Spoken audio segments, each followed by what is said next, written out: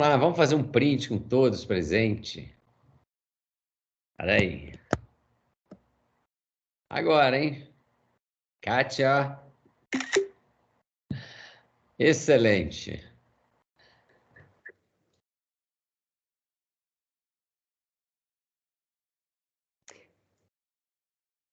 Bom, então a gente pode começar. Vou compartilhar a tela.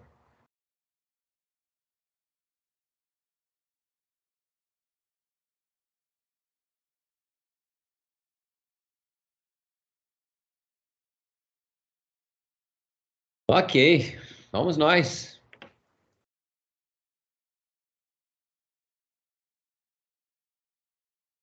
Para a gente poder preparar o leito aqui.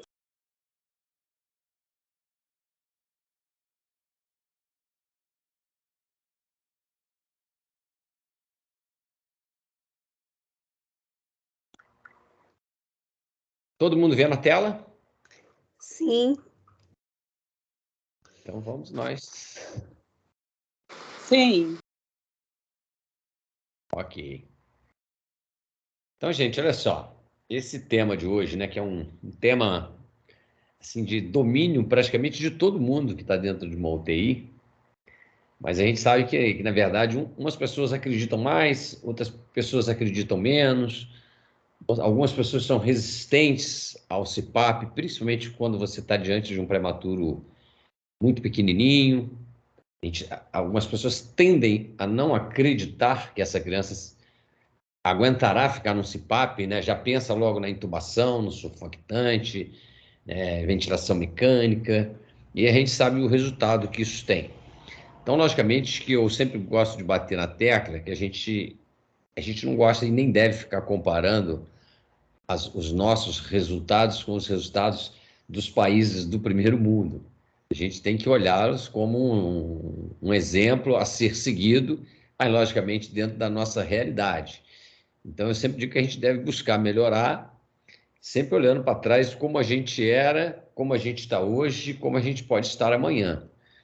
Então, quando a gente lê esse depoimento que o Guilherme postou há tempos atrás no Instagram, bebê de 25 semanas, nunca entubado, em ar ambiente, desde 33 de idade corrigida, sem displasia, preparando para altas 37 semanas de idade antes do termo, nunca fez surfactante de nenhuma maneira. Isso é muito animador, mas mais animador ainda é ler esse relato que me deixou assim bem, assim, eu achei isso assim o máximo. Terminei meu plantão no final de semana, no UTI nível 4, 44 internados, 2 entubados. Um era uma asfixia gravíssima e um quilotórax congênito. 15 recém-nascidos em bubble, um em VNI. E ainda pensar que tem gente que proíbe bubble na UTI. Na verdade, esse proíbe bubble na UTI é porque no Brasil tem alguns serviços em que os staffs, os coordenadores dessas unidades não deixam colocar a criança em CPAP no bubble, somente no respirador. Então, assim, logicamente que a gente não vai entrar nesse mérito de discussão, mas a gente sabe que isso não é uma realidade que a gente deve disseminar, né? Eu acho que a gente tem que lançar mão daquilo que a gente tem disponível, do que a gente tem de mais viável para dentro da nossa unidade. Nem sempre você tem respirador para colocar todo mundo em CPAP. É, às vezes você tem outras alternativas mais baratas, né, mas abre mão disso, né, para usar, às vezes, num aparelho que pode ser usado em outra situação. Então, essa frase do Guilherme também, é preciso acreditar neles prematuros, né? Ser invasivo somente quando for absolutamente necessário, e é o famoso menos é mais, né? Então, eu acho que o CPAP, ele é o grande assim, símbolo dessa frase, o menos é mais. Uma conduta, uma estratégia simples, mas muito simples, porque eu lembro que eu fiz CPAP aqui no berçário da Santa Casa, quando eu estava terminando minha residência, berçário que não tinha nada, né? A gente salvou crianças com CPAP. Quando eu fui para Moçambique, se não me engano, em 2008, eu lembro até hoje uma unidade com 100 crianças, eles nunca tinham usado um CPAP. Nós levamos um curso que a gente estava dando para eles, nós levamos circuito e todo o material para montar um CPAP e colocamos a primeira criança lá em Maputo em CPAP. Então, assim, é uma estratégia realmente muito simples, que realmente pode salvar muitas vidas, e a gente deve acreditar e a gente deve disseminar o máximo que a gente pode desse tipo de estratégia, né? Então, assim, o objetivo da nossa conversa aqui hoje é exatamente ressaltar a importância dessa modalidade dentre as assistências ventilatórias, rever indicações, contraindicações, cuidados, complicações, algumas coisas, o pessoal da enfermagem, o pessoal da fisioterapia, tem muito mais, vamos dizer assim, bagagem para fazer no manuseio do que o próprio médico, que muitas vezes deixa muito isso para esses profissionais. Lógico, é responsabilidade muito grande deles, mas eu sempre digo que a gente ter o olhar quando vê uma criança, né, fazer uma análise, pelo menos, como é que está essa pronga nessa melhorada. Então, acho que isso é todos nós temos que realmente nisso, né? Não é só um para outro profissional. Em relação aos cuidados, estratégia sendo começada dentro da sala de parto, né? Quando não possível, é feito com o próprio ventilador manual em T. Em alguns lugares já estão viabilizando o uso da pronga e do Bubble CPAP dentro da sala de parto, com resultados que a gente sabe muito bons, né? Então, assim, a gente sabe que a neonatologia ela vem evoluindo anos após anos, né? Nos últimos, vamos dizer aí, nos últimos 30, 40 anos, assim, a evolução dessa área da medicina, especificamente da pediatria, foi muito grande.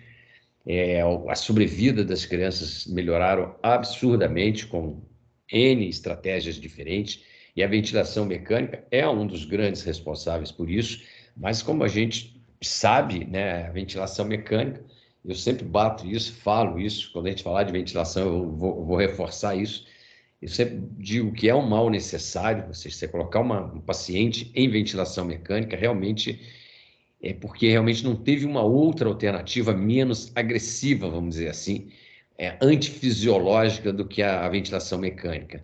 E se é feita, né, se não feita com todos os cuidados, com toda a preocupação, a gente sabe que a repercussão negativa no paciente é muito grande, principalmente quando a gente está tratando de crianças recém-nascidas e principalmente prematuros, né? Mas a gente tem que reconhecer que o impacto disso na sobrevida foi muito grande. Mas, lógico, junto com a sobrevida dessas crianças, muitos problemas passaram a existir, problemas que não existiam porque elas não sobreviviam. E é o exemplo das nossas doenças, doença pulmonar crônica da criança pequena, que é a broncodisplasia pulmonar, que vai ser tema de uma discussão nossa aqui, e também os problemas relacionados ao neurodesenvolvimento, pela exposição, muitas vezes, né, prolongada, hipóxia ou hiperóxia, radical livre, infecção, uma série de coisas que vêm acompanhando essas estratégias. E a gente sabe que tanto o CPAP quanto o VNI são estratégias antigas, elas ganharam muita força nos últimos anos, principalmente dos anos 2000 para cá, por causa de uma série de trabalhos multicêntricos, né, que foram publicados, mostrando resultados assim extremamente animadores, mas a gente sabe que tanto o CPAP quanto o VNI começou no início da década de 70, né? O CPAP com um esquema do CPAP de Gregory, que era, na verdade, uma estratégia com o paciente intubado. Então, talvez o insucesso dessa terapia na época foi porque usava-se ele em paciente intubado. Quando você põe uma pressão positiva contínua baixa num tubo, você põe usando uma resistência contra uma resistência muito alta. E aí esses pacientes muitas vezes fatigavam. Mas mesmo assim, você vê que nesse trabalho inicial de Gregory, dos 20 pacientes com membrana hialina, 16 deles sobreviveram, né, e 2 tratados com CPAP sem a necessidade da intubação. E ao mesmo tempo, e no Canadá, o Sawyer, em 1971 também, foi o primeiro relato de ventilação não invasiva, usando aí, só que no caso dele, máscara facial, mostrando que a taxa de intubação caiu muito com essa estratégia, a idade de intubação em horas, né, houve uma alteração, demorou mais para necessitar de uma intubação, e a taxa de sobrevida aumentou nesse grupo em que se usou o VNI. E eles relatam nesse trabalho que dos 12 sobreviventes no trabalho de que foi usado o VNI com máscara, 9 crianças nunca foram entubadas. Então, isso já foi um avanço assim, enorme na época. Mas depois, com o aparecimento da surfactante, outras estratégias, essas estratégias ficaram um pouquinho de lado. Então, a partir dos anos 2000, a gente tem uma série de trabalhos, que são trabalhos expressivos nessa área, como CoinTrial, Support Trial, que são trabalhos que trouxeram realmente aí um embasamento, né, umas evidências científicas que até então não se tinha resultados assim apresentados. E a partir desses trabalhos, o CPAP volta a ganhar muita força e alguns serviços começam a mostrar que realmente é uma terapia que traz resultados extremamente animadores, né? Então, esse trabalho publicado pelo Wally Carlo, né, em 2012, né, onde ele avaliou todos esses trials aí, né, que foram trabalhos randomizados, controlados, né, estudos, né, alguns multicêntricos. Então, mostrou que o uso do CPAP em crianças prematuras extremas teve um impacto extremamente positivo, não só com redução de óbito, mas também com redução da duração da ventilação mecânica, redução da displasia broncopulmonar. Então, a partir desses trabalhos, volta a ganhar força, né, essa estratégia não invasiva, que é o CPAP, né? Então, esses trabalhos, eles mostraram uma coisa assim que é fantástica, ao meu modo de ver, que o simples fato de você começar a ventilar uma criança, na verdade, prematuro, se você tem um prematuro extremo e ele não é ventilado, ou um prematuro, de um modo geral, não é ventilado, o risco dessa criança é 1. A partir do momento que você põe um tubo na traqueia dessa criança, as chances de riscos de morbidades dá um salto muito grande, muito grande. Então, veio aí, a partir dessas evidências, né, mostrando que se você puder evitar a intubação, isso é um grande ganho para essas crianças, que já são crianças extremamente vulneráveis, crianças de riscos assim absurdamente altos por uma série de complicações. Então, evitar a intubação é realmente um desafio, é realmente algo que a gente tem que tomar para a gente aí como meta, né? Logicamente, dentro da nossa realidade, dentro da situação individualizada de cada prematurinho em que a gente possa atender, mas sempre tendo em mente isso. Evitar a intubação reduz as chances de lesão, não só pulmonar, mas também neurológica, né? Então, assim, um resumo rapidamente do CoinTrial e Support Trial. CoinTrial, que era CPAP or Intubation, e o Support, que é pressão positiva com surfactante, né, e pacientes intubados ou não intubados. Então, um avaliou crianças de 25 a 28 semanas, ou seja, crianças prematuras extremas, e o Support 24 a 27 semanas. E essas crianças, no momento do nascimento, elas foram, ou elas eram intubadas, ou elas eram colocadas em CPAP e acompanhado. Então, o que eles mostraram, assim, de modo geral, né? Que o uso precoce do CPAP reduziu significativamente a incidência desse desfecho combinado, que é talvez o desfecho mais temido que a gente busca melhorar sempre, que é incidência de displasia pulmonar e morte, logicamente.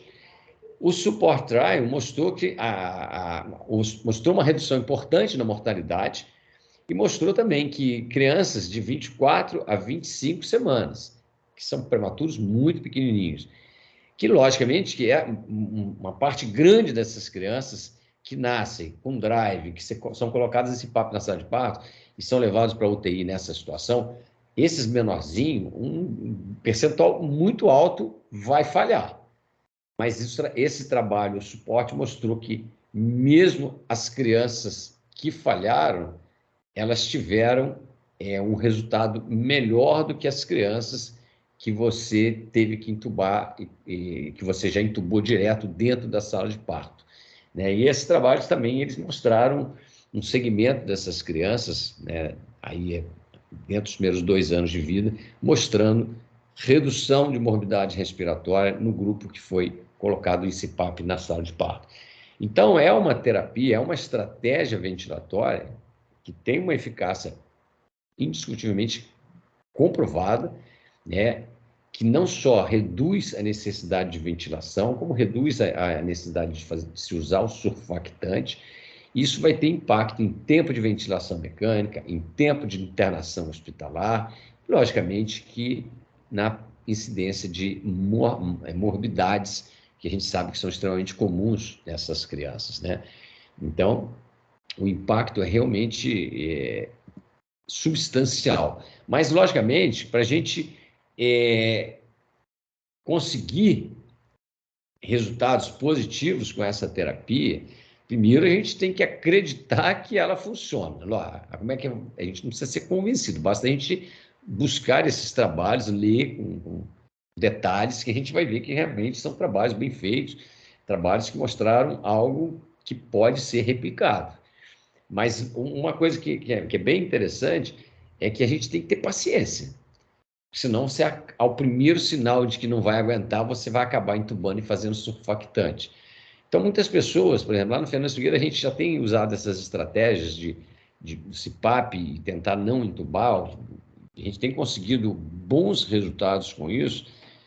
E no início, muitas pessoas questionavam quando essas crianças chegavam assim entubadas e precisavam do surfactante, muitas pessoas questionavam se... mas por que demorou para fazer o surfactante, já que na literatura se diz que deve fazer o surfactante dentro das primeiras 2 horas de vida? Só que as pessoas esquecem o seguinte, essa rotina de que o surfactante precoce, dentro das primeiras 2 horas de vida, tem um resultado melhor, isso é para criança que você entuba na sala de parto. Uma criança que entubou na sala de parto, quando ela entra na UTI, estabilizou, aqueceu, está sob controle, tem que fazer logo o surfactante, sim. Mas a criança que você optou por dar uma chance a ela de não ser entubada, essa criança não nos preocupa se ela vier a falhar e receber surfactante, se isso vai acontecer daqui a 3, 4, 6 horas. Porque, na verdade, o surfactante mais precoce é para você pegar um pulmão mais recrutado. E o uso do CPAP na sala, exatamente o que ele faz, ele impede o colabamento de várias áreas do pulmão. Então, ele mantém um pulmão mais recrutado. Já que a criança está com uma respiração espontânea boa, você consegue, com a pressão positiva contínua, evitar que ela comece a atelectasiar, e isso aí, logicamente, área atelectasiada não produz surfactante. E com o CPAP você mantém pulmão recrutado, e pulmão recrutado permite com que o pneumócito tipo 2 produza surfactante. Então, esse trabalho ele mostra como é que a curva da necessidade de oxigênio dessas crianças, desde o momento do nascimento, né, até no primeiro dia de vida. Reparem que ela tende a precisar, muitas vezes, em CPAP, ela às vezes vai aumentando a FiO2, ela chega, às vezes, a um nível de FiO2 que você olha muitas vezes no que é considerado falha no CPAP, vai estar lá. Crianças que estão no CPAP com mais de 40%, uns hoje já colocam 50%. Então, assim, mas isso por pelo menos 2 horas. Não é uma criança que vinha com 21, 25, 30, chegou a 40, 50, vou entubar. Não, aguenta, aumenta a PEP um pouquinho, vê se o CPAP está funcionando direitinho. Tem que ter paciência para você conseguir, muitas vezes, segurar e esperar com que essa curva entre numa descendente, como a gente está vendo aí. Então, isso assim, hoje, nesses países aí do primeiro mundo, eles conseguem iniciar o bubble CPAP dentro da sala de parto, e a criança ainda está dentro do saco plástico, com touquinha, ela está no ambiente de sala de parto, e aí você, muitas vezes, já leva ela com o CPAP de bolha para dentro da UTI, sem a necessidade, muitas vezes, acontece hoje com a gente, que é você o manual inteiro a máscara, chegar dentro da UTI, você o bubble. E esse ele não pode se alongar. Então, assim, tem que ser uma coisa bem, vamos sintonizar. Por isso que a equipe tem que estar sintonizada, porque se você numa UTI, transporte, põe para dentro da incubadora que ela vai ficar, e essa criança demora para receber uma prova, isso muitas vezes pulmão e muitas vezes para essa criança um diga e acabar não tolerando essa estratégia. Então você vê que eles já tem uma estrutura, levam com tudo montado para dentro da UTI, sem a necessidade de ficar fazendo troca de um sistema para outro. Uma pressão positiva, contínua nas aéreas, num paciente que tem simultânea, e a gente geralmente usa como interface ativas é pronga nasal e máscara. Máscara em prematuro mostra que você não consegue manter aquilo fazendo o selo adequado no narizinho da criança. Muita descrição que o excesso de pressão, crescimento desses ossos faciais. Então, máscara não substitui o que a gente tem como mais experiência, que são as pronguinhas binasal, principalmente aquela pronguinha curta, encurvadinha, né, de material macio, que manuseado com cuidado, você diminui muito a chance de lesão nasal dessa criança. Então, é uma estratégia que tem muitos efeitos nas vias aéreas, né? Então, assim, ó, promove recrutamento. Na verdade, a criança nasce, o pulmão está recrutado, ela respirou, ela conseguiu abrir esse pulmão. Né? Aí, se você não fizer nada, deixar para fazer isso quando ela chegar lá dentro, sem pressão positiva, ela vai encruando aquele pulmão. Então, antigamente as pessoas entubavam logo essas crianças, levavam para dentro da UTI e lá dentro faziam um surfactante. Hoje, com essa nova estratégia que a gente tenta utilizar, coloca ela em pressão positiva contínua, aproveita o fato dela estar com drive, logicamente, só serve para quem tem drive respiratório. Então, na verdade, ela com o pulmão recrutado, com a presença do CPAP, você previne que haja o colabamento daqueles alvéolos que estão mais instáveis. Com isso, você mantém uma área de troca maior e você diminui aquele shunt intrapulmonar que você vai ter. Se você tiver áreas microtelectasiadas, você vai ter fluxo numa área que não está sendo ventilado. Isso gera hipóxia. Você aumenta a capacidade residual funcional dessas crianças, você otimiza a relação ventilação-perfusão, diminuindo a possibilidade de hipóxia.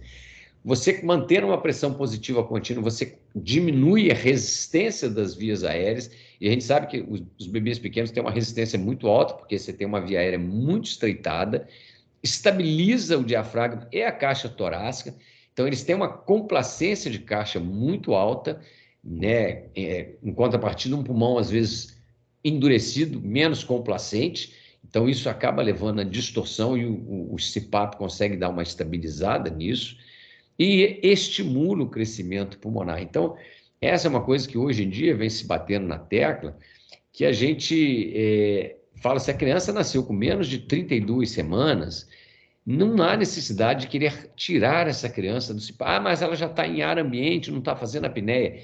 Mas quantas semanas? Ela tem 29, 30 semanas, deixa ela em CPAP. O CPAP estimula o crescimento pulmonar. Então, deixa para tentar tirar ou para tirar quando ela chegar a 32 semanas. Então, essa é uma rotina muito utilizada, que a gente usa nas nossas unidades, e que realmente é vantajoso para essas crianças. O resultado disso, logicamente, que é uma melhor oxigenação, pulmão mais bem oxigenado, você diminui hipóxia, diminui acidose, então você tem menos vasoconstrição pulmonar, ou seja, você tem mais fluxo pulmonar e melhor oxigenação e troca. Então, ele pode ser usado logo após o nascimento na sala de parto, durante um período após a extubação. Então, muitas vezes as crianças pequenininhas quando forem entubadas, são extubadas e são colocadas ou em CPAP ou em VNI. Tem gente que prefere um, tem gente que prefere outro. E depois eu vou mostrar uns resultados para a gente ver o que tem na literatura sobre isso, né? E crianças fazendo apneia também se beneficiam do CPAP, evita muitas vezes a apneia, hipóxia tecidual, e isso aí pode interferir com evolução de dieta, com uma série de coisas que a gente sabe que essas crianças têm.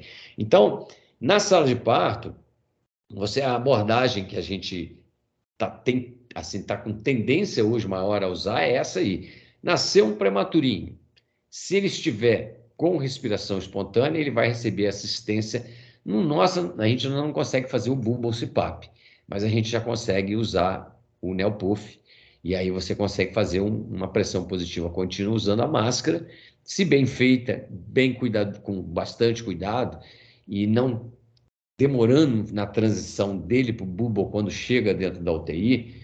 Geralmente os resultados são muito bons. A Paola, inclusive, a gente fez aí um protocolo, um POP, né, de uso do CPAP em sala de parto, pois a Paola pode divulgar isso aí para vocês. Agora, se o recém-nascido nasce prematuro e não tem um bom drive, ou seja, uma criança em apneia ou com uma respiração muito ineficaz que não responde a um VPP na sala de parto, essa criança tem que ser entubada e essa criança, logicamente, vai para dentro da UTI. Essa sim é aquela criança que, uma vez entubada na sala de parto, a gente não deve perder o time, né, de fazer o surfactante dentro das primeiras 2 horas, vamos colocar aí. É sempre depois dessa criança estabilizada. Então, esse também é trabalho lá da McGill, com todos os prematuros dele. Roberto. Oi, pode falar. É a Sara aqui. Então, todo esse trâmite de um nascimento até os primeiros cuidados, vamos pôr assim, para inserir o CPAP, tudo tem que ser bem alinhado entre a equipe, né? Exatamente, Sara.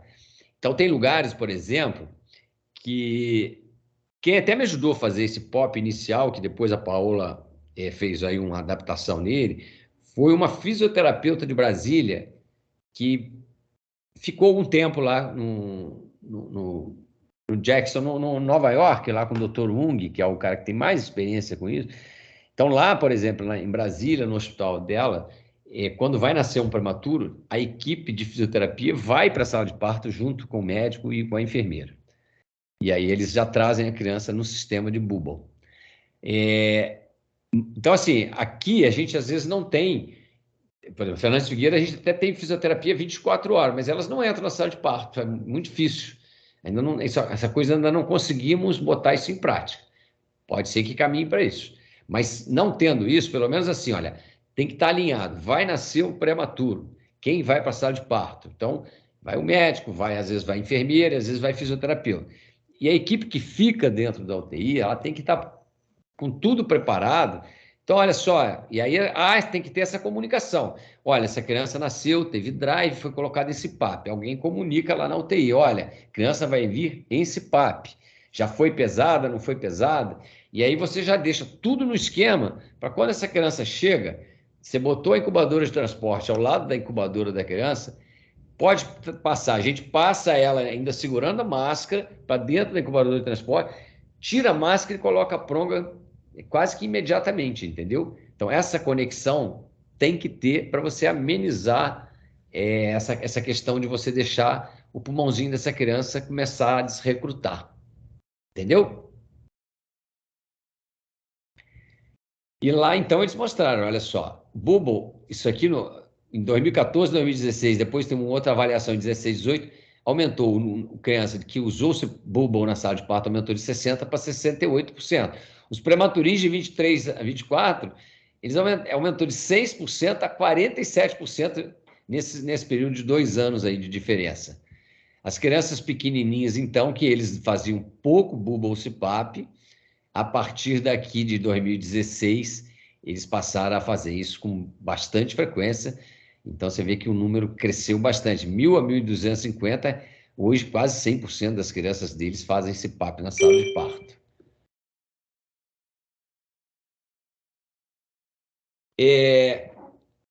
Todo recém-nascido que tiver desconforto, é um candidato, vamos dizer assim, ao uso do CPAP. Então, qualquer criança, antigamente era muito comum taquipneia transitória, por exemplo. A criança não tem esforço, ela tem muita taquipneia, porque o pulmão ainda está encharcado, essas crianças ficavam em RUD. Então, ficavam em RUD, às vezes, com frequência respiratória de 80, 90, 100, 2, 3 dias, até ela absorver aquele líquido do pulmão. Hoje, a gente evita fazer isso. Ao invés de você deixar uma criança, às vezes, no RUD 40%, 50%, bota um CPAP, gera uma pressão positiva, isso vai melhorar a oxigenação, vai melhorar a vasodilatação pulmonar, vai aumentar a absorção desse líquido, então a resolução é mais rápida. Então, precisou de oxigênio, ao invés de você ficar fazendo oxigênio sem pressão positiva, avalie se muitas vezes não é mais vantajoso o uso do CPAP. Se a criança tem sinal de desconforto, principalmente com retrações, essas crianças geralmente se beneficiam porque ele estabiliza mais a caixa torácica. Crianças que têm gemência, a gemência e batimento de asa do nariz, nada mais é do que um sinal de que essa criança está com uma dificuldade em abrir esse pulmão, ou seja, a complacência, o pulmão, na verdade, está com dificuldade em manter esse pulmão aberto, principalmente quando ela expira, complacência diminuída. Então, elas gemem justamente para tentar aumentar a pressão intrapulmonar. São candidatos ao CPAP. A apneia, né? Então, em crianças que não estavam e começam a aumentar a necessidade de oxigênio, seja RUD, seja catéter, a gente tem que sempre avaliar o uso do CPAP. Mas a população que mais vai se beneficiar dele, como a literatura mostra, são os prematurinhos abaixo de 32 semanas, né? Preconizando, como nós já falamos, a tentativa de começar isso o mais precoce possível, né? E mantê-lo o tempo inteiro até que ele saia. Crianças com síndrome de desconforto ou membrana hialina, né? Sempre são candidatos a CPAP. A síndrome de aspiração meconial, que também tem áreas, é um processo inflamatório ali, com áreas mais bem ventiladas do que outras. O CPAP muitas vezes dá uma melhorada nesse padrão de distribuição de ar no pulmão dessas crianças. Então, condições clínicas com capacidade residual funcional, ou seja, qualquer patologia no período neonatal que acomete o pulmão, geralmente acomete a complacência e, logicamente, a capacidade residual funcional. É membrana hialina, é taquipneia transitória, é pneumonia, é edema, né, por taquipneia ou por outro motivo. Então, qualquer situação como essas aí, elas vão realmente ter algum impacto reduzindo a capacidade, aí você vai ter indicação de usar uma pressão positiva. A apneia, traqueomalácia, né, porque você tem uma via aérea muito instável, o CPAP tende a manter muitas vezes essa via aérea mais estável, e evitando o colabamento, né? A telectasias, né, que ele pode usar tanto para prevenir, muitas vezes pode ajudar, inclusive, no tratamento, quando essa criança não está em ventilação. Doenças neuromusculares que conseguem respirar espontaneamente. E paralisia de nervo frênico, ou seja, qualquer patologia que vai interferir, né, com o processo normal, fisiologia respiratória, ele tende a ajudar. Entretanto, assim, hérnia diafragmática, totalmente contraindicado, nem se ventila em salas de parto, né, porque essas crianças é uma das indicações de intubação imediata. Atresia de coanos, né, você não tem passagem, fístulas traqueosofágicas, instabilidade cardiovascular grave, você tem que avaliar, porque quando você gera uma pressão positiva e você mantém um pulmão muitas vezes mais, vamos dizer assim, mais aberto, você tem, de alguma forma, compromete um pouco o retorno venoso, você faz uma diminuição daquela área cardíaca ali, uma restrição, vamos colocar assim, e você pode ter impacto aí na diástole e, consequentemente, no débito dessas crianças. E se a criança tem uma patologia gastrointestinal que ainda não foi tratada, principalmente as patologias obstrutivas, atresia, má rotação, qualquer uma delas é uma indicação, uma contraindicação relativa aí de usar CPAP. Pós-operatório de atresia de esôfago, essas patologias você tem que esperar um tempo antes de poder pensar em colocar uma criança dessas em CPAP. Por isso que muitas vezes essas crianças demoram um pouquinho mais para ser estubada, porque uma vez estubada, ela tem que tolerar e respirar espontaneamente No máximo, você vai poder oferecer para ela é aumento de concentração de oxigênio, sem gerar pressão positiva, com risco, né, de você comprometer o local da anastomose. Mas, de qualquer forma, a gente sabe que é uma terapia que, se mal feita, mal conduzida, ela tem suas complicações. E aí que entra, logicamente, todo um trabalho de equipe, onde as pessoas têm que estar em total sintonia, todo mundo falando a mesma língua, todo mundo com o mesmo objetivo, todo mundo com o mesmo olhar cuidadoso em relação a essas crianças, né? Então, a lesão de mucosa nasal, que é extremamente comum, sangramento, processo inflamatório, lembrando que ar frio, ar seco, são extremamente irritantes e agressivos para a mucosa, então sempre tem que ter a umidificação e aquecimento desse ar que chega na criança, né? Obstrução por secreção ou pela posição inadequada da pronga, irritação, necrose, né? Que é a que a gente tem pavor de ver, né? Quando você pega uma criança que ficou em CPAP, que faz necrose, perde o septo nasal, e aquilo ali nada mais é do que pressão excessiva em cima do septo e acaba isquemiando e necrosando ele. Então, a gente tem que lembrar que a colocação daqueles hidrocolóides, tipo aquele focinho de porco, aquilo ali não evita esse tipo de lesão de isquemia, porque se você fizer pressão mesmo em cima daquilo, você vai isquemiar, você pode correr o risco de necrosar. Distensão abdominal, algumas crianças fazem isso na fase inicial, mas depois acaba se adaptando. E lembrar que CPAP nasal não é contraindicação de alimentação, pelo contrário, essas crianças devem ser alimentadas, não devem ficar em dieta zero. Na fase inicial, às vezes vão ficar com uma sonda, você vai deixar aberta no início até a criança tolerar aquilo, mas assim que possível deve iniciar. Pneumotórax, né, é relatado que isso possa ocorrer com CPAPs, principalmente com pressões acima de 5 centímetros de água, né? A gente geralmente chega no máximo a 8, raramente passa disso. E a própria lesão de cabeça, né, que a criança às vezes fica muito tempo numa determinada posição com aquelas toucas, então tem que ter uma supervisão adequada para que isso não venha ocorrer. Então, a fonte do fluxo, né, para gerar uma pressão positiva, ela pode estar vindo direto de um respirador. Hoje você tem aparelhos que fazem o baby PAP, faz direto isso, sem ser um respirador. E lugares que não tem muito recurso, muitas vezes vem direto até da parede, né? Direto da parede. Então, assim, pode, não é proibido fazer. Logicamente que a gente, isso aí tem que tomar cuidado se você não tiver um sistema de aquecimento, né, desse ar, porque aí você tem risco de fazer aquelas lesões de mucosa. Né? Quando usa bulbo ou CPAP, o frasco com selo d'água é o que vai gerar a pressão positiva que você vai determinar na criança, né? O quanto eu mergulho dentro da água é o quanto de pressão eu gero nessa criança que está entre o fluxo gerado e esse local que está criando a resistência. Se isso for conectado a um respirador, é a válvula expiratória dele que vai gerar essa pressão que você vai determinar. Sempre tem que umidificar e aquecer, né? Os circuitos, né? Tem que ter todo cuidado. Velcro, esparadrapo, aí tem formas diferentes de fixação. Geralmente se usa touca. As máscaras nasais a gente usa raríssimas vezes, né? Às vezes criança com muita lesão que ainda está precisando, tenta-se isso por um tempo, mas não tem o sucesso que a gente tem quando a gente usa essas prongas binasais, né? Esse é um sistema que a gente escreveu um capítulo. Depois eu posso mandar esse capítulo para vocês. Esse capítulo foi publicado num livro do Dr. Sérgio Marba, da Unicamp. Eu escrevi esse capítulo com o Guilherme. E aí uma menina, não sei se é lá do Canadá, essa é uma menina que faz uns desenhos, que fez esse esqueminha aí para as pessoas entenderem. Uma coisa bem simplificada, mas bem fácil de entender, né? Você precisa de uma fonte de fluxo de O2 e ar comprimido, para você, de preferência que você tenha um blender e não fique naquilo de usar tantos fluxos, tantos litros de um, tantos litros do outro. Então tem um blender no meio do caminho, um aquecedor, você vai ter uma interface, que geralmente são as prongas binasais, e um sistema que vai gerar pressão. No caso do bulbo, é o frasco com a água, no respirador é a válvula expiratória.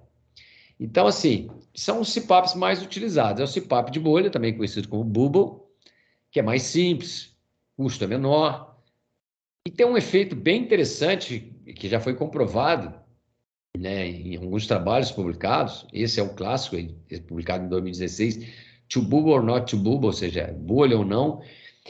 Na verdade, eles mostram que a bolha, e quando a gente escuta uma criança que está em esse papo de bolha, você ouve aquele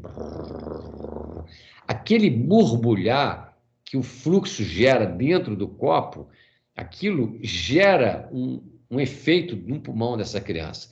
Tanto um efeito de frequência, quanto um efeito de oscilação de pressão. Quando eu falo em oscilação de pressão, então esses dois parâmetros lembram muito os parâmetros da ventilação de alta frequência, que você trabalha com uma pressão média e você trabalha com a amplitude, que é a oscilação da pressão em torno da pressão média.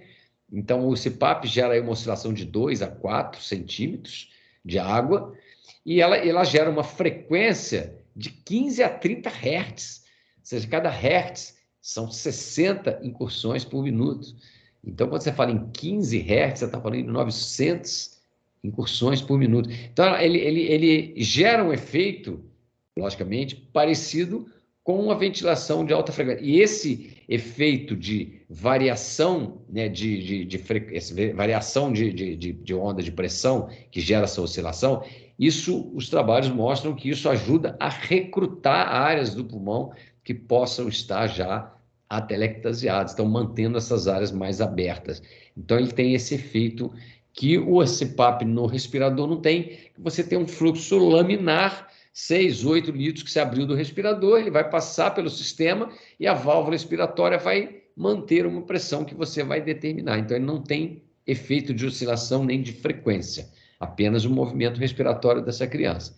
Então, essas oscilações geradas pelo CPAP, então eles geram essa variação em torno da pressão média, isso facilita a troca gasosa, e ele gera essa oscilação, essa frequência de pulmão, uma frequência alta, que mantém os alvéolos abertos e mais estabilizados.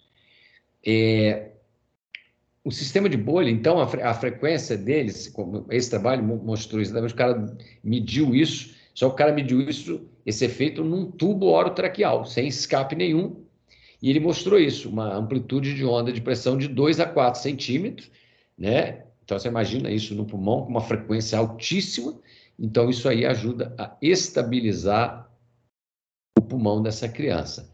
Então, isso aumenta o recrutamento pulmonar, facilitando a troca, né? A pressão média para você conseguir o recrutamento é menor do que você precisaria em outras estratégias.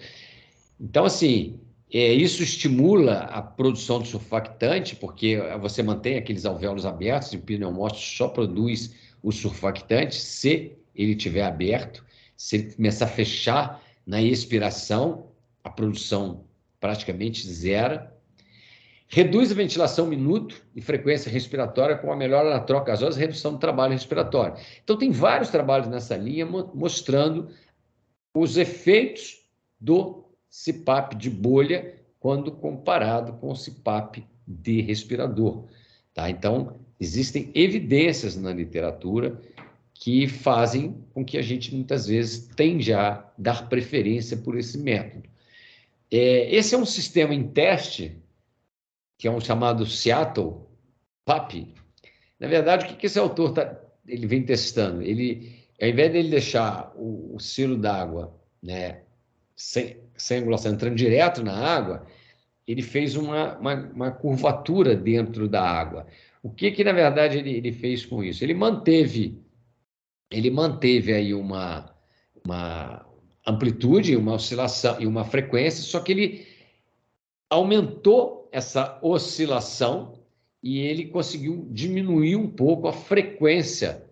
Para não ficar aquela coisa muito exagerada, ele conseguiu, com esse sistema, diminuir e mostrando alguma vantagem. Mas isso é uma coisa em teste, que ainda não tem nenhuma coisa de uso disso, foi experimental. Isso é só mesmo uma curiosidade para a gente ver que tem outras coisas sendo buscadas, né?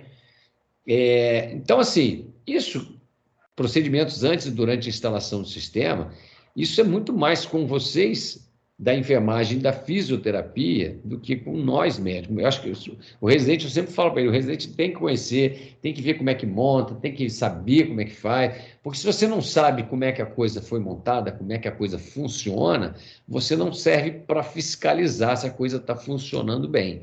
Então, todo mundo tem que se interessar em saber como é que fixa, como é que não fixa, como é que é a melhor maneira de estabilizar uma pronga. A gente sabe que pronga nasal é trabalhoso para a equipe, principalmente para a equipe de enfermagem, que fica 24 horas, e para a equipe de fisioterapia. É bem trabalhoso, porque sai, se a criança estiver muito agitada, aquilo acaba saindo, e se você não tomar cuidado, acaba lesando. Então, tem que realmente existir todo um sistema de fiscalização disso. Né? Muitas vezes se usa essa touca, né, nos próprios, quando você compra kit de CPAP, eles vêm já com uma touquinha, então essa touca tem que ficar bem posicionada. O sistema de fixação tem sistemas variados, tem gente que usa, alguns CPAPs vêm com esses velcros macho e fêmea para você colocar no bigode, para ele grudar ficar mais preso aqui, além de estar preso aqui para trás. Então, esse sistema de CPAP que sai para trás, que é o que a gente usa, que a maioria usa, ele se mostra melhor do que aqueles que têm uns CPAPs que vêm de frente com a criança, mais difícil de você fixar, maior chance de você entrar em direção à narina. E essa forma de fixação na touca, aí tem variação, né? Tem gente que usa esparadrapo, tem gente que usa esse sistema do alfinete com esse elástico. Então, assim, quando se usa CPAP em sala de parto, logicamente, mesmo quem usa alfinete não faz isso na sala de parto. Deixa isso para fazer dentro da UTI. Lá na sala de parto, tenta simplificar a maneira de fixar e mantendo a criança até chegar na UTI. Lá faz-se a forma preferida. O tipo, tamanho de cânula vai variar com o peso da criança, né? Então, logicamente que a gente sempre deve usar uma pronga que seja o mais justa na narina, mas não pode ser muito grande para a narina, porque prongas muito finas, elas tendem a ficar se deslocando e ela acaba fazendo muita fricção na parede da narina e acaba lesando a narina. E pronga muito fininha, ela vai criar uma resistência maior do que aquela narina criaria para aquela criança. Então, a pronga, ela deve entrar o mais justo na narina, mas também não pode botar uma pronga muito grande para a narina, senão ela vai causar isquemia e pode causar erosão. Então, ela tem que entrar, por isso que tem que usar a pronga adequada. Viu que a pronga está entrando toda hora e saindo, troca a pronga. Então, não dá para ficar com uma pronga de tamanho inadequado, porque isso aumenta risco de lesão. Esse trabalho foi um trabalho muito interessante, isso aí já foi publicado há bastante tempo, quando o Dr. Ung, lá de Nova York, sempre defendeu o uso de CPAP, e há uns, sei lá, 15 anos atrás, um trabalho feito em todos os Estados Unidos, os caras, quando o CPAP ainda não estava... Não, tem até mais tempo, acho que uns 20 anos. Quando o CPAP ainda não estava não tinha muita evidência, as pessoas achavam até que o Dr. Ung era meio maluco, porque ninguém acreditava muito no que ele fazia. E na época teve um trabalho publicado nos Estados Unidos, onde fizeram uma análise de incidência de displasia broncopulmonar em todo o território americano e canadense, e viram que a menor incidência era exatamente o serviço de Nova York. Os caras foram tentar entender. E aí, a única coisa que ele fazia diferente dos outros é que ele usava CPAP em prematuro e ninguém usava. Todo mundo entubava, fazia surfactante. As pessoas achavam que ele era louco. E aí, os trabalhos depois foram surgindo e mostraram que de louco ele não tinha nada. Ele era um cara, além de ser neonatologista, ele era anestesista, então é um oriental com todo cuidado, né? Quem conhece a unidade dele fala que são crianças microprematuros que ficam em pronga e ficam mesmo. E muitas vezes não são entubados, igual esse relato que o Guilherme colocou aí no Instagram, que eu mostrei no início. E esse trabalho aí, lá atrás, ele fez para provar por que a pronga binasal tende a funcionar e fazer esse CPAP em tubo não funciona. Então, essa coisa que antigamente tinha, vinha desmamando a criança, depois botava ela em CPAP no tubo, a criança cansava, voltava, não vai aguentar, voltava para ventilar. Não aguentava por quê? Porque o tubo gera uma resistência muito alta. Então, ele fez esse trabalho mostrando isso. Ele gerava um fluxo de 5 litros num tubo 2,5, 3 e 3,5, cortado, um na posição 10, 12 e 12. E as pressões estão aí, 14, 6,5 e 4,3. Quando ele faz a medição de resistência, gerando um fluxo de 5 litros numa pronga zero, que é a menorzinha que tem, a resistência é de 2,5 centímetros de água em 5 litros. Então, assim, a pronga vai crescendo, essas resistências vão quase que zerando. Então, se não tem resistência, você consegue ventilar melhor esse paciente. O hidrocolóide, que é muito usado, né, dentro das unidades para proteção da narina, ela tem duas funções. Uma é para manter a pronga não deixando escapar ar por ela. E a outra é evitar o atrito na pele direto. Mas lembrando que, se ela estiver muito enfiada na narina, como está aqui nesse slide de cima, essa foto de cima, ela vai fazer lesão de septo. Sempre tem que ter um espaçamento, o septo tem que estar sempre visível para você garantir que você não está exercendo uma pressão exagerada. E se você botou uma pronga inadequadamente menor do que aquela narina, essa pronga, por mais que você fixe ela, ela vai tender a ficar entrando e saindo e vai acabar gerando lesão nesse paciente. Né? Então, esses cuidados têm que ser feito com muita atenção, a equipe toda tem que estar muito alinhada para isso. Geralmente a gente usa fluxo. O bulbo tem uma outra vantagem, que você pode usar o menor fluxo capaz de gerar o borbulhar na garrafinha. Então, por isso, esse dia mesmo na UTI, eu vi uma criança estava em CPAP e a garrafa estava atrás da incubadora, ou seja, do posto de enfermagem, da onde a gente ficava, você não conseguia ver a garrafinha borbulhando. E até na ocasião eu pedi, eu não lembro se era a fisioterapeuta, era a Kátia, eu pedi, muda a posição para a gente poder ver por quê. Isso é uma das vantagens, que você consegue de longe, se uma criança desprongar, a pronga sair da posição, você vai ver que ele para de borbulhar. Então, isso é uma forma também de você monitorar a distância. E você consegue ajustar o fluxo, dando o menor fluxo capaz de gerar o borbulhar na água. Então, se você botou 8 litros, está borbulhando, mas você baixou para 6, ele continua borbulhando, deixa em 6. Porque você imagina um fluxo passando nesse circuito, perto da narina da criança, isso gera um som que já foi medido, que é um som bem alto, é bem desagradável, isso incomoda muito a criança. Então, quanto menor o fluxo, melhor para o paciente. Então, lembrar que tem que ser umidificado e aquecido, geralmente 36,5, 37, nunca deixar isso ficar um ar frio. Lembrando, então, sempre que a pronga tem que estar afastada da narina, você tem que ver o septo nasal e a pronga o mais ajustada possível para evitar que ela tenha escape. Pronga muito enfiada na narina é igual a lesão futura de septo nasal. Então, isso o pessoal está bastante acostumado. Então, a gente tem que estar sempre ligado também no volume de água que tem dentro do frasco, porque se o programa botar 5, 6 centímetros de água, muitas vezes essa água vai diminuindo o volume gradativamente. E aí você tem que repor essa água para manter sempre no nível, mantendo dentro daquela pressão que você se propõe a fazer para esse paciente, né? Então, lembrar, umidificação... Oi, pode falar. Paola, deixa eu te fazer uma pergunta. Quando a gente faz aquele treinamento da FUNEM, do CPAP, do Baby PAP, né? Uhum. E eles vão mostrar pra gente a PEP lá na coluna de ar. Eles falam que a régua que a gente gradua a PEP, ela tem que ficar elevada até o nível da PEP que a gente está utilizando. Você sabe me dizer sobre isso? Como é que é? Não entendi. O copo do Bubble, né, da FUNEM, por exemplo, né, do Baby PAP. Isso.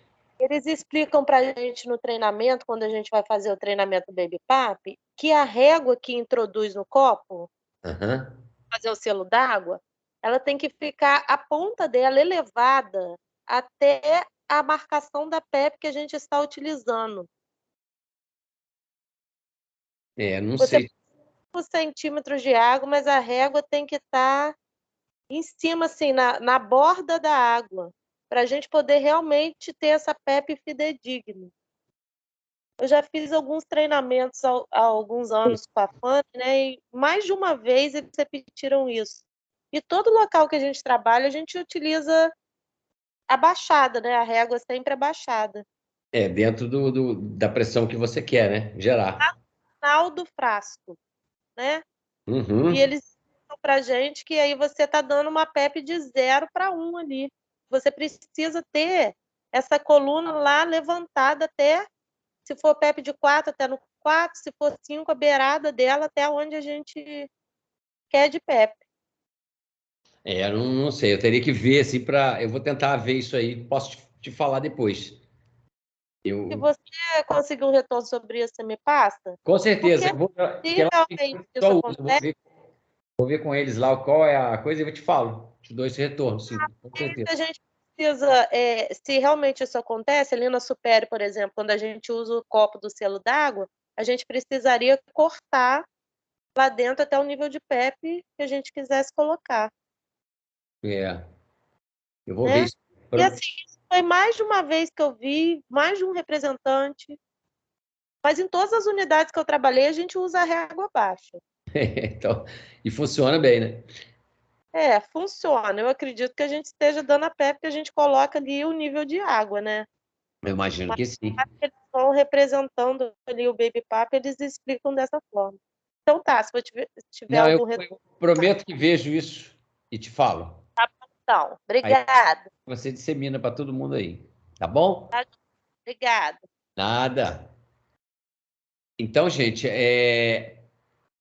a questão também, uma outra questão que há tempos atrás o pessoal tinha ficava meio na polêmica na hora de aspirar, aspirar a narina da criança que estava Então, às vezes eu via falar, eu uso a sondinha mais fininha para não fazer lesão, mas na verdade a sonda muito fina acaba que não aspira bem, então a sonda tem que ser a mais grossinha que você consegue entrar naquela narina, logicamente, para você conseguir muitas vezes fazer a limpeza dessa narina. Às vezes você vai ter que colocar essa enchilação. Alguns lugares orientam, inclusive, tirar um lado, aspirar e tirar o outro, sem tirar ela inteira, justamente para você não desrecrutar esse pulmão. Então, existe essa recomendação, e muitos serviços fazem dessa forma para você aumentar a chance de sucesso dessa terapia, né? Essas crianças, logicamente, sempre tem que estar monitorizada, isso é importante demais, né? Lógico, a gente só não tem preocupação com a saturação quando uma criança está em pressão positiva, mas está em ar ambiente, ou seja, está em 21%. Fora isso, a gente geralmente tende a manter essa criança com saturação entre 90 e 95. Eu sempre brinco assim, qualquer profissional que atua dentro de uma UTI neonatal que não se assusta quando vê uma saturação acima de 95 numa criança que está recebendo O2 suplementar, ele tem que rever os conceitos dele. Então, isso realmente a gente sabe que oxigênio em excesso tem muito dano, tem muito problema, e essas crianças pagam um preço muito alto quando você não tem esse cuidado adequado, né, no dia a dia da UTI. As taxas de sucesso com o CPAP são muito variáveis, lógico. Isso vai variar de modelo de CPAP que você usa, vai variar com o treinamento da equipe que faz a utilização dessa estratégia, né? Então, tudo isso vai ter um impacto em se o seu serviço tem melhores ou piores resultados com o CPAP. Então, assim, esse trabalho até desse autor, esse Ali, que foi publicado em 2004, ele mostrou isso aí, que é interessante, é uma coisa meio lógica, que ele mostrou que o uso de CPAP em selo d'água, avaliado num período de 5 anos, mostrou que a incidência de falha, necessidade de surfactante, incidência de displasia, caiu ano a ano na avaliação do estudo dele, mostrando que a equipe vai melhorando nos cuidados com o CPAP e, consequentemente, as complicações vão tendendo a diminuir ou quase que zerar. Esse quadro, que é um checklist para você ter na beira do leito, a Paola também já preparou um para a gente usar aí na Supere, baseado nesse aí. Então, isso é importante, porque isso ajuda a gente a checar item por item, sem deixar, muitas vezes, alguma coisa que possa realmente ter algum impacto negativo para essa criança.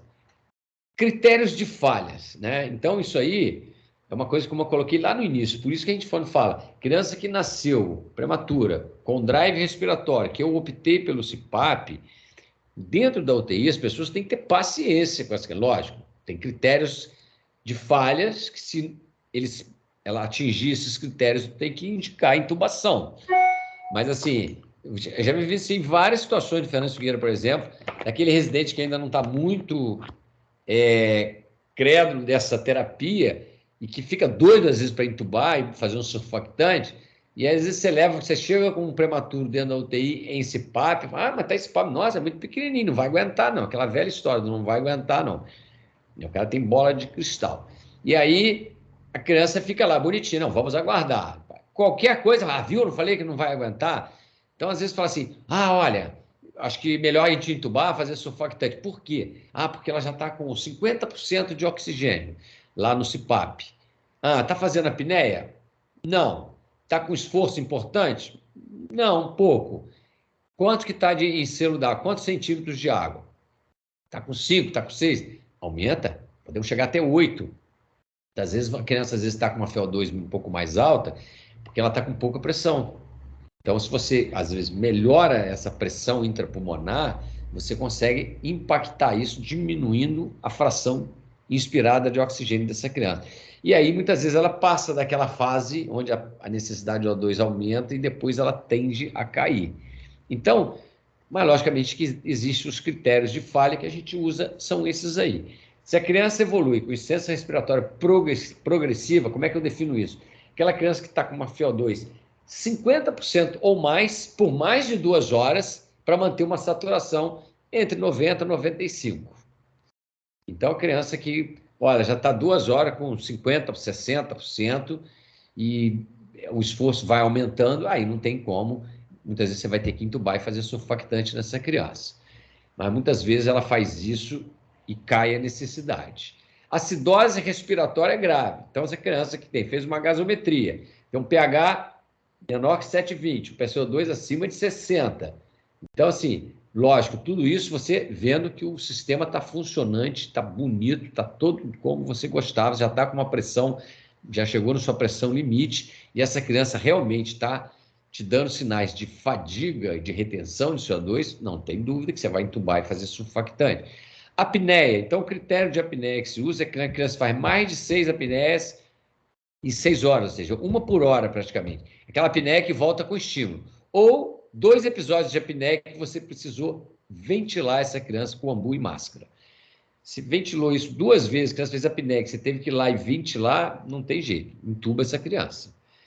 E a outra situação é um dado clínico, é aquela criança que eu não tenho gaso ainda, ela está com a FeO2 lá em cima, mas ela está com um trabalho respiratório extremamente exagerado. Mas isso tem que tomar cuidado, com não ser um olhar tendencioso de quem está olhando para a criança. Mas, lógico, se tinha uma frequência respiratória muito alta, já está com CPAP lá de 7, 8, e essa criança continua evoluindo com um desconforto muito grave, ela tem que ser entubada. Mas isso, lembrando que isso é observador dependente. Né? O mais pessimista tende a enxergar isso aí um pouco mais rápido do que o cara que tem mais otimismo em relação a essa terapia. Então, em relação à falha, considera falha, em geral, a maioria dos trabalhos, quando avalia falha de CPAP de crianças que foi iniciado CPAP na sala de parto, essa falha é avaliada nas primeiras 72 horas. Então, você vê, no Canadá, naqueles 2 períodos que eles fizeram o estudo, a falha, pegando todos os recém-nascidos prematuros, ficou muito próximo. Mas quando ele pegou os pequenininhos, as falhas caíram muito, né, de 26 para quase que zerou. Crianças entre 29 e 31 semanas, que são crianças bastante pequenas, né? Então, assim, antes de eu falar assim, realmente falhou, vou ter que dar o braço a torcer, vou ter que entubar essa criança, avalia se a pronga está com tamanho adequado, avalia se essa criança realmente está com a via aérea pérvia, não está ou que não está obstruído, ou por secreção, ou por mal posição de pronga, né? Então, isso tem que ser... Se a criança está, muitas vezes, a criança está mal posicionada, isso aí, logicamente, hoje o cuidado de enfermagem com isso é muito eficiente, elas olham isso com muito cuidado, com muito carinho, então isso é mais difícil de você ver aquela criança toda desconjuntada dentro de uma... Principalmente nos primeiros dias de vida, que está naquele período dos cuidados mínimos, onde essas crianças têm que ficar, né, dentro daquele ninhozinho, decúbito dorsal, cabeça retificada, não deve ficar nem de lateral, nem decúbito ventral, nada disso. Então é mais difícil de você ver essa coisa do pescoço fletido. Distensão gástrica, né, ou criança que está muito instável, né, às vezes você está mexendo demais na criança, por isso que ela não está aguentando ficar bem nessa estratégia de ventilação. Então, tudo isso tem que ser considerado antes de você jogar a toalha. Quando é que eu devo suspender o CPAP? Isso é outra coisa que a gente também usa, esses critérios aí, que são uns critérios muito bem definidos, e aí usando o ponto de corte de 32 semanas, que aí, abaixo disso são as crianças que mais se beneficiam, porque tem pulmão muito pequenininho. Então, se uma criança nasceu com menos de 32 semanas, você vai tirar o CPAP quando ele chegou a 32 ou perto disso, né? Não, ela está em ar ambiente, está em 21%, não tem esforço respiratório, está ganhando peso, não tem apneia ou bradicardia, não fez apneia ou bradicardia nas últimas 24 horas. Então, essa criança que nasceu com menos de 32, nessas condições você está apto a tentar tirar o CPAP. Se a criança nasceu com mais de 32 semanas, né, 32 ou mais, essa criança, quando é que eu devo pensar em tirar o CPAP? Basta ela ficar em ar ambiente, sem esforço, sem apneia, nas últimas 24 horas, você já está apto a tentar tirá-la do CPAP. Porque a partir de 32 semanas, o efeito do CPAP no crescimento pulmonar já não é um efeito substancial que vale a pena você manter uma criança que não está precisando de suplementar oxigênio. Essa é uma outra dúvida. Retirada direta ou fazer desmame? Eu estou deixando 2 períodos, 3 períodos de 2 horas, 3 horas em ar ambiente, ou em RUD, ou em catéter nasal. Então, assim, há quem faça uma coisa e há quem faça outra. Há quem tire direto, há quem faça desmame. Então, assim, mas tem vários trabalhos aí na literatura chamando a atenção de que sempre que você tenta fazer desmame, essas crianças tendem a ficar mais tempo exposta ao oxigênio. Então, são algumas evidências publicadas. O Dr. Ung, lá do Colômbia, ele chama atenção para isso. Se uma criança atingir o critério para retirada do CPAP, se eu tiro o CPAP dessa criança e ela falha dentro das primeiras 24 horas que ela ficou sem o CPAP, ele geralmente considera que o pulmão ainda não estava totalmente pronto para retirar. O que ele faz? Volta a criança para a pronga e mantém ela mais 3, 4 dias para tentar uma nova retirada. Não fica tentando todo dia. Se ele tirou e essa criança ficou bem 1, 2, 3 dias, aí ela falhou lá na frente, ele considera o pulmão está quase pronto. Então, aí ele volta para a pronga, aí deixa 24, 48 horas e aí ele tenta tirar de novo. Então, falha rápida, o pulmão ainda não estava pronto. Falha tardia, o pulmão está quase pronto. E aí você ou retorna e tenta tirar 3, 4 dias depois, ou tenta tirar 24, 48 horas depois. A outra questão que eu acho interessante a gente colocar é essa questão. Esse CPAP é melhor do que VNI, VNI é melhor que CPAP. Então, isso aí tem trabalhos avaliando isso, tem vários trabalhos avaliando isso. Então, a gente sabe, a gente geralmente dá preferência pelo bulbo. Se a criança não aguenta o bulbo, a gente põe ela em VNI. A gente tem um exemplo aí, esse menino nosso da asfixia, que está internado aí, a Marister, e na verdade, mas a criança tem uma questão central nela, né? Ela tem uma criança que convulsionou, que fez piano vital, a gente não sabe como é que essa cabeça dessa criança vai estar, mesmo tendo um ultrassom precoce normal, que não quer dizer muita coisa. Mas essa criança tentou ficar no bulbo e começou a reter CO2. Apesar de oxigenar, ela oxigenava bem, mas retia CO2. Então, parece uma coisa mais central mesmo. A ventilação está ineficiente. Voltou para o VNI e ela conseguiu ficar melhor no VNI do que no bulbo CPAP. Uma questão do VNI que alguns autores chamam a atenção é que o VNI que a gente faz é um VNI não sincronizado. A gente não tem disponível maneiras de fazer VNI sincronizado eficiente. Tá? Existem métodos que vêm sendo testados em alguns países, que é aquele NAVA, onde pega o estímulo ali do diafragma, mas a gente não tem ainda acesso a isso. Então, os nossos VNI são não sincronizados. Esse trabalho mostra, nesse gráfico, você vê aqui, olha o assincronismo que ocorre. Então, ele mostra aqui embaixo, né, a pressão gerada pelo VNI. Então, você vê, na primeira vez que ele ciclou aqui, olha, ele iniciou um ciclo, o paciente estava no início da expiração. Nesse outro momento que ele iniciou um ciclo, o paciente estava na metade da expiração. Nesse outro momento que ele iniciou um ciclo, o paciente estava entre um ciclo e outro respiratório. E apenas nesse último início de ciclo, ele coincidiu com o início da inspiração do paciente. Então, você vê que numa análise de 12 segundos, esse paciente foi extremamente assincrônico com o dispositivo usado. Então, tem alguns trabalhos na literatura, como as revisões sistemáticas, por exemplo. Essa primeira aí, ela fez uma revisão sistemática, fez uma meta-análise da literatura, né, onde você, na verdade, faz um apanhado de trabalhos com metodologias semelhantes, e aí ele avaliou em pré-termos com membrana hialina o que era melhor, VNI ou CPAP. Não mostrou nenhuma diferença significativa nos desfechos, que intubação, criança que precisou de ventilação invasiva ou criança que evoluiu com displasia pulmonar. Nessa segunda revisão sistemática com meta-análise, ele comparou CPAP nasal com terapia não invasiva durante o período pós-extubação, ou seja, estubei, botei em CPAP ou botei em VNI. Um efeito positivo maior com o uso do VNI. Mas o nível de evidência desse trabalho foi considerado baixo, com sérios riscos de viés e falta de precisão dos estudos incluídos. Então, assim, mostrou um melhor resultado no VNI para quem era estubado para VNI, mas com muitas críticas à metodologia usada e à significância muito baixa.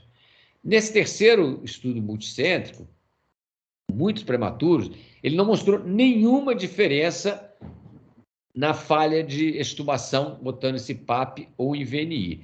Um problema também que a maioria dos autores que fazem essas análises criticam é que nunca foi testado uma pressão média de via aérea equivalente. Ou seja, no CPAP, você sempre vai trabalhar com a pressão de 4, 5, 6, 7 no máximo.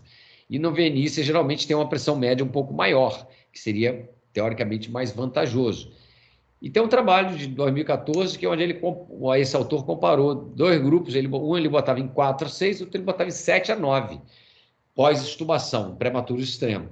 E ele mostrou uma menor falha de incidência de extubação quando usava níveis mais altos de CPAP. Mas é um estudo pequeno, ele mesmo faz uma autocrítica que precisaria aí de um estudo multicêntrico, um N aí mais robusto, vamos dizer assim, para que ele pudesse chegar a uma conclusão se é válido você usar um CPAP com pressões mais altas, né, em termos de risco-benefício, em relação ao CPAP convencional que a gente usa de 5 a, no máximo, 8, né? Então, assim, lembrando, ele deve ser a primeira escolha em sala de parto nos recém-nascidos que têm respiração espontânea, isso é fato, mesmo nos crianças pequenas.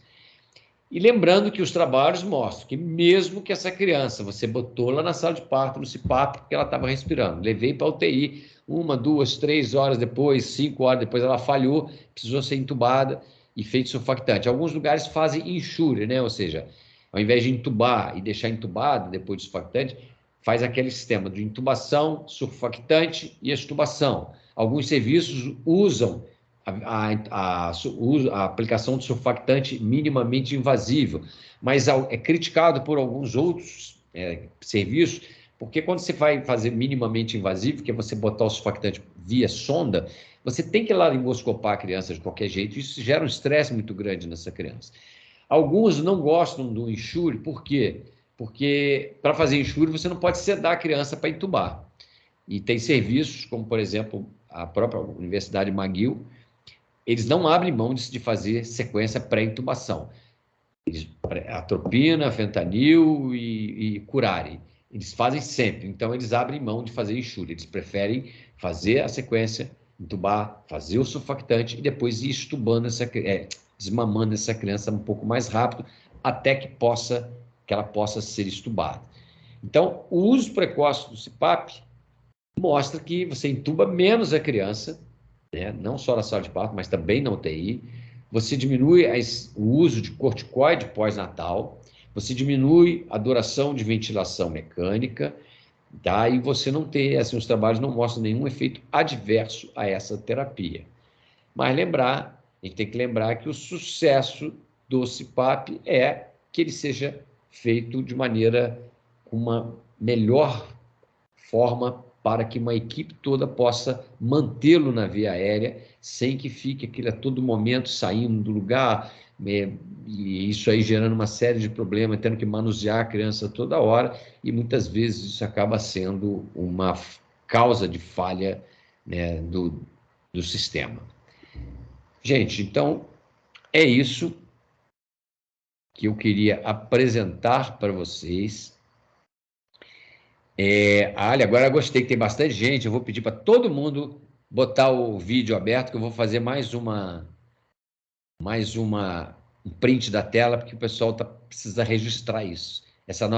Esse nosso encontro multiprofissional, né? O Beto, eu vou precisar sair agora. Então, vamos lá, Cris, para aí, deixa o pessoal botar. Pessoal, abre o vídeo, por favor, todo mundo. Isso aí, tem gente no carro, tem de tudo aí, ó. Tô indo pro plantão. Já falta algumas pessoas aí, não falta?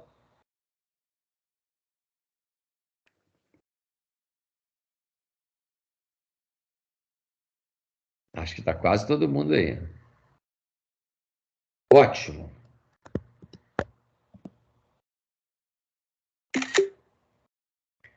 Pronto, feito, gente. Você não avisou. Ah, é? Quer que avise? É. Eu aviso então. Então, para aí. Faço de novo, sem problema. Para a gente poder sorrir. Todo mundo sorrindo. Ó. 1, 2, 3 e já. Isso. Melhorou. Gente, beijo. Vou ter que sair. Beijo, beijo. Beijo. Pessoal, alguém quer fazer algum comentário, perguntas, críticas, sugestões?